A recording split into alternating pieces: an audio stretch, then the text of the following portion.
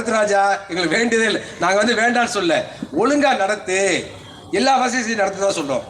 ஒரு கால வரும் வருகின்ற பொழுது அனைவருக்கும் இலவசமான சிகிச்சை, அனைவருக்கும் முழுமையான இலவச கல்வி, அனைவரும் விரும்பக்கூடிய வேலை வாய்ப்பை உருவாக்கக்கூடிய சமுதாயத்தை இந்த இந்திய நாட்டில் கம்யூனிஸ்ட் உருவாக்கும். அதில் மாற்றுக்கிறதே கிடையாது.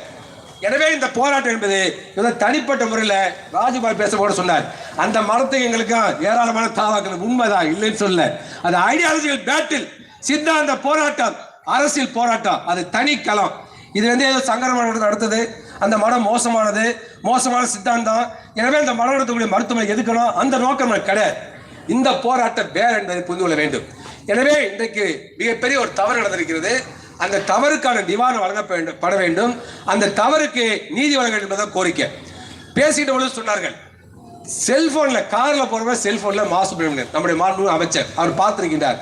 பார்க்கின்ற பொழுது செய்தி வந்திருக்கு, தமிழ்நாட்டு ஊடகங்கள் எல்லாத்திலும் ஃபிளாஷ் நியூஸா வருது. உடனே ஊடகத்தில் ஒரு செய்தியை பார்த்துட்டு உடனடியாக விசாரணைக்கு அமைத்தார் மா சுப்பிரமணியன் அவர்கள். இந்திய கம்யூனிஸ்ட் கட்சி கோரிக்கை வைக்கவில்லை, புதுச்சேரியை சேர்ந்த தோழரும் கோரிக்கை வைக்கவில்லை.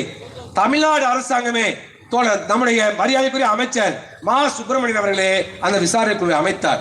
அவரே நடவடிக்கை எடுத்தார். மனமாற பாராட்டுகிறோம். அந்த பெற்றோர்களுக்கு தொலைபேசியில் தொடர்பு கொண்டு நாங்கள் உறுதுணையாக இருக்கின்றோம், நிச்சயமாக நடவடிக்கை எடுப்போம் வாக்குறுதி கொடுத்தார். அதே போல மா சுப்பிரமணியன் பல விஷயத்தில் நடவடிக்கை எடுக்கிறார். ஈரோடு ஒரு மருத்துவமனை, ஒரு 18 வயசு 19 வயசு பெண், ஒரு சிறிய மாணவி, அந்த மாணவியுடைய கருமுட்டை எடுப்பதற்காக மிக மோசமான முறையில் அந்த மருத்துவமனை நடந்து விடுது. சொந்தக்காரங்களே கூட்டு போறாங்க கருமுட்டை எடுக்கிறதுக்கு. மிகப்பெரிய அளவுக்கு மிக மோசமான நடத்தை, மிக மோசமான செயல். உடனடியாக நடவடிக்கை எடுத்தது மட்டுமல்லாமல் அமைச்சர் மா சுப்பிரமணியன் அந்த மருத்துவமனை மூடினார். தனிப்பட்ட விரோதமா இல்லை. எனவே இன்றைக்கு மிக மோசமான நிகழ்வு நடந்திருக்கின்றது. இந்திய கம்யூனிஸ்ட் கட்சி நியாயத்துக்காக போராடுகிறது. எனக்கு முன்னால் பேசுற சலீமும் மற்றவர்கள் சொன்னாங்க, நாங்கள் விடமாட்டோம், இறுதி வரை போராடுவோம், நியாயம் கிடைக்கிற போராடுவோம். ஏன்னா புதுச்சேரியில் 2 பஸ்ல வந்தாங்க, போராடினாங்க, இதோட விட்டுருவாங்க. ஊத்தி முழுத வேலை எங்க வேலை கிடையாது. அது இந்திய கம்யூனிஸ்ட் கட்சி சேர்ந்த குடும்பம் கிடையாது. எந்த குடும்பமா இருந்தாலும், எந்த தனிப்பட்ட நபராக இருந்தாலும் பாதிக்கப்பட்டவர்களுக்கு நீதி கிடைக்கின்ற வரை கம்யூனிஸ்ட் போராடுவார்கள் என்பதுதான் உலக வரலாறு. எனவே அந்த மகத்தான போராட்டத்தை நாங்கள் முன்னெடுப்போம்.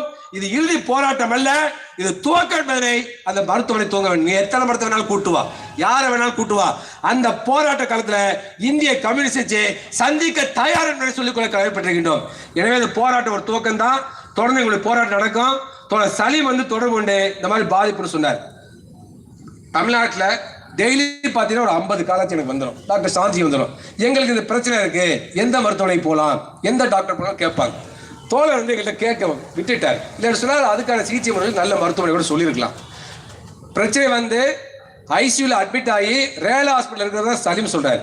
நீங்க உடனடியாக போகணும், டாக்டர் சாந்தி அழைச்சிட்டு போகணும் அப்படின்னு சொல்லி சொன்னார். குடும்பமே போய் நின்றோம், மாட்டுக்கிறது கிடையாது. அதே போல இந்திய கம்யூனிஸ்ட் மாநில செயலர் தோழர் முத்தரசன் சொன்னார், அவரும் நானே உடனே வரேன். சலீம் முத்தரசன் பேசல, தோழர் முத்தரசன் இந்த மாதிரி நோயாளி அட்மிட் ஆகிறார், தோழருடைய மகன் என்று சொல்லி சலீமும் சொல்லல, புதுச்சேரி மாநில தோழரும் கூட சொல்லல.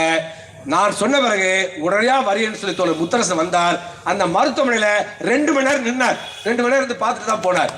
அதே போல இந்த ஆர்ப்பாட்டம் கூட தோழர் முத்தரசன் அவர்கள் சொல்லித்தான் நடக்கிறது, மாநில தலைமை சொல்லித்தான் நடக்கிறது. எனவே விட்டு விடுவோம், இதோட பிரச்சனை விட்டு விட சொல்லி அந்த மடமோ மருத்துவரை நினைக்க கூடாது. எங்களுடைய போராட்டம் தொடரும், நீதி போராடுவோம் என்று தெரிவித்துக் கொண்டு இங்கே வந்திருந்த உங்களுக்கெல்லாம் என்னுடைய நன்றியை தெரிவித்துக் கொண்டு அந்த குடும்பத்திற்கு ஆழ்ந்த வருத்தத்தையும் இரங்கலை தெரிவித்துக் கொண்டு நீங்கள் துணிச்சலோடு இருக்க வேண்டும், உறுதியோடு இருக்க வேண்டும்.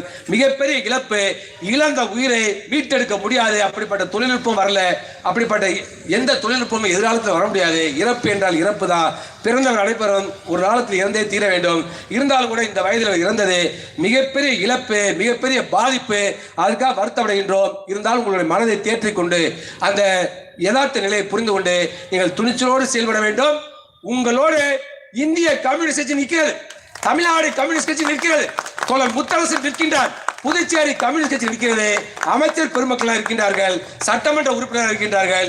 நீதி கிடைக்கும் வரை இந்திய கம்யூனிஸ்ட் கட்சி விடாது விடாது விடாது தொடர்ந்து போராடும் என தெரிவித்துக் கொண்டு இந்த வாய்ப்புக்கு நன்றி கூறி விடைபெறுகிறேன். நன்றி, வணக்கம்.